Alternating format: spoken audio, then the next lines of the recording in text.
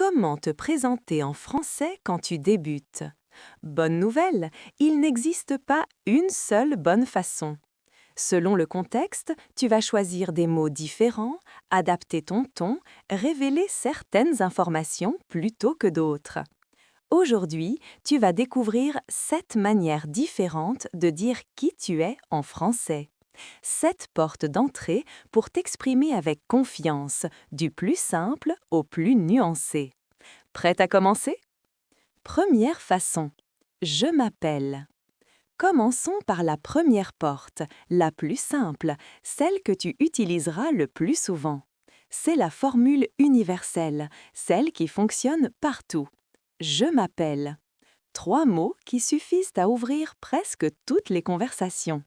Pourquoi cette formule est-elle si puissante?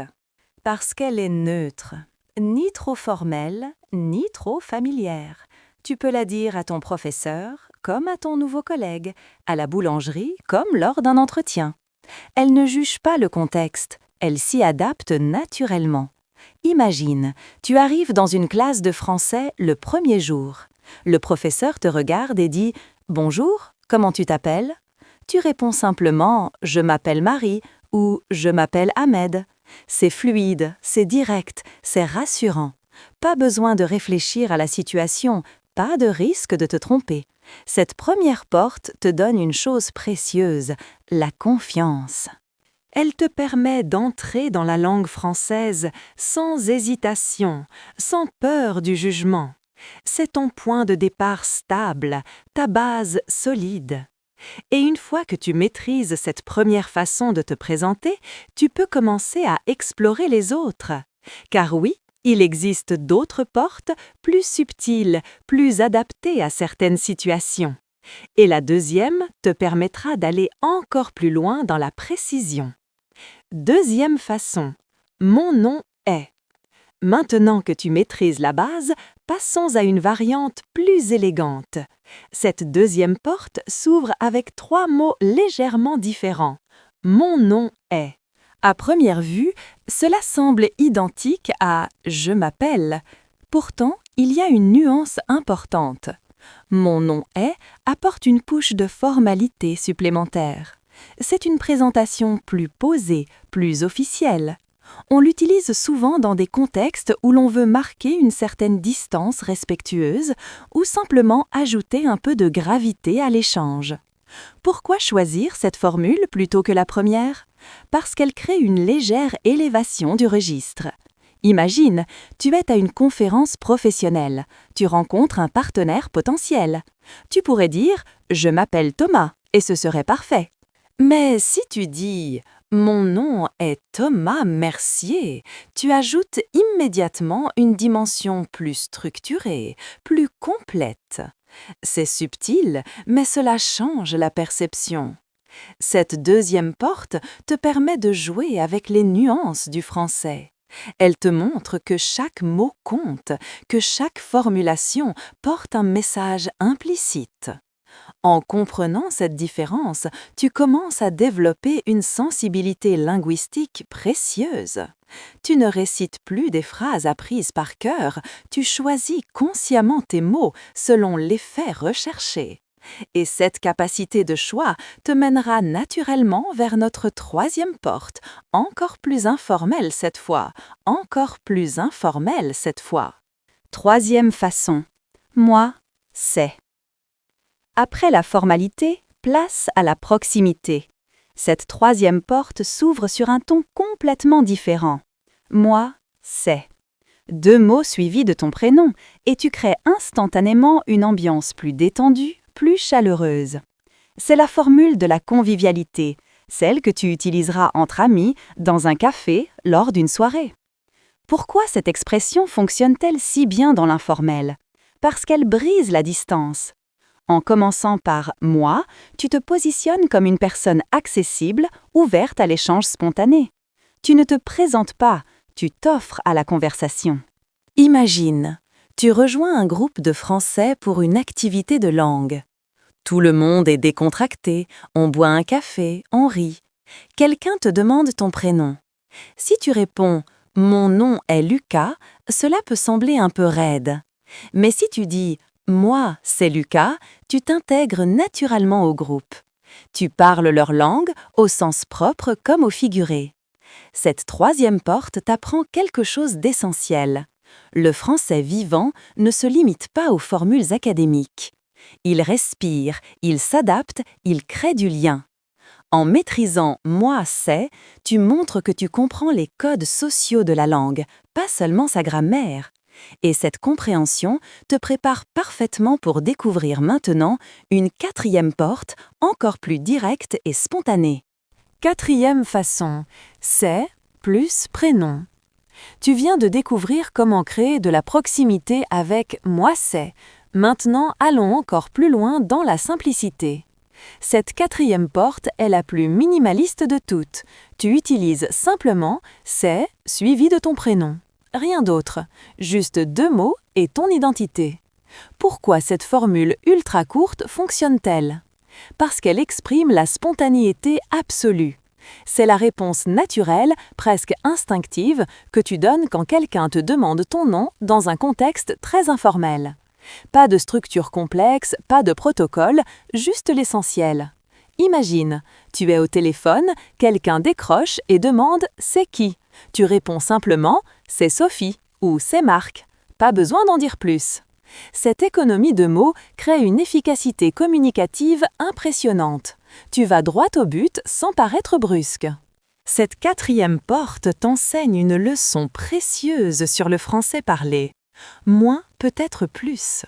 Dans certaines situations, ajouter des mots inutiles alourdit l'échange. La simplicité devient alors une forme d'élégance. En maîtrisant « c'est » plus prénom, tu développes une intuition importante, savoir quand enlever plutôt qu'ajouter, quand la clarté directe vaut mieux que la formulation élaborée.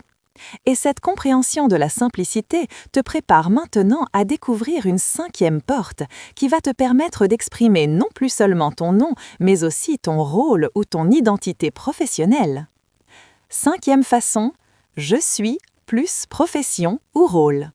Tu sais maintenant présenter ton nom de 4 façons différentes. Mais ton identité ne se résume pas à ton prénom. Parfois, ce qui compte le plus dans une présentation, c'est ton rôle, ta fonction, ce que tu fais. Cette cinquième porte s'ouvre avec 2 mots puissants. Je suis, suivi non pas de ton nom, mais de ta profession ou de ton statut. Pourquoi cette formule change-t-elle tout? Parce qu'elle déplace le centre de gravité de ton identité. Tu ne dis plus simplement comment on t'appelle, tu révèles qui tu es dans un contexte donné. Je suis professeur, je suis étudiant, je suis médecin. Chaque phrase crée immédiatement une image, un cadre de compréhension. Imagine, tu arrives à une réunion de parents à l'école de ton enfant. Quelqu'un te demande de te présenter. Si tu dis « je m'appelle Claire », c'est bien. Mais si tu ajoutes « je suis la maman de Léo », tu donnes instantanément un contexte à ta présence.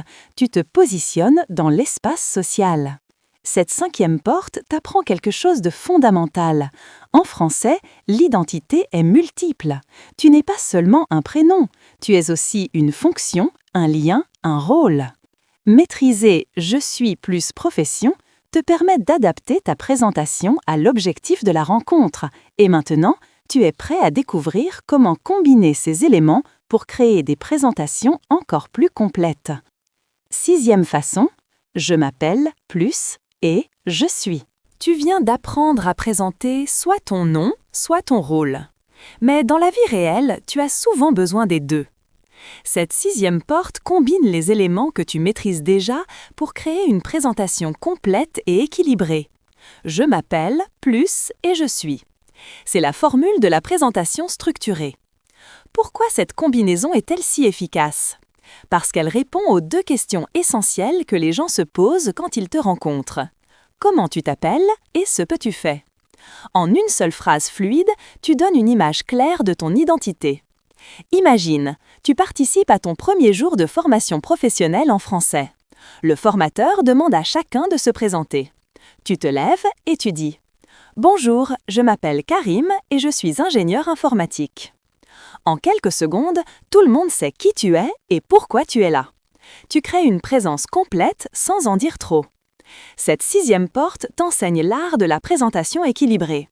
Ni trop brève au point d'être insuffisante, ni trop longue au point de perdre l'attention. Tu apprends à doser l'information selon le contexte. Cette capacité de construire des phrases combinées est essentielle en français. Elle montre que tu ne te contentes plus de répéter des formules isolées. Tu les assembles intelligemment.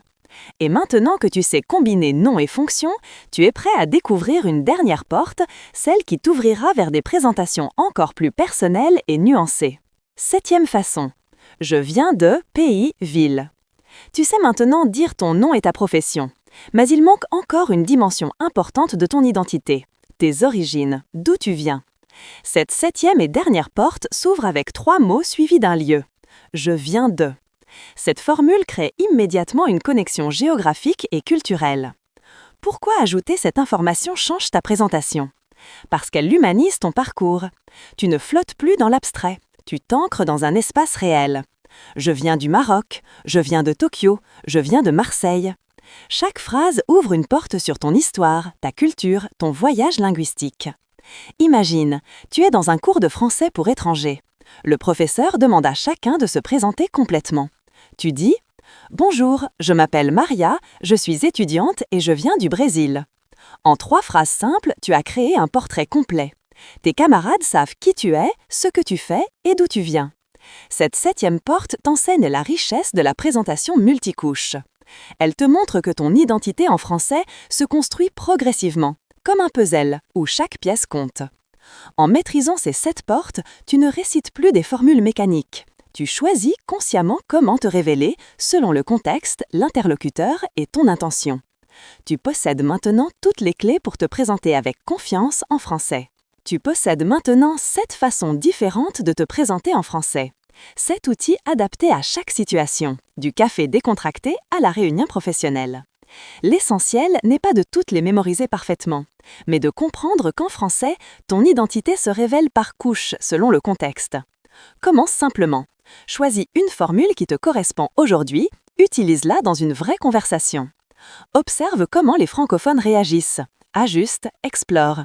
Et toi, quelle porte vas-tu ouvrir en premier? Partage ton expérience en commentaire. Raconte-nous comment tu te présentes habituellement.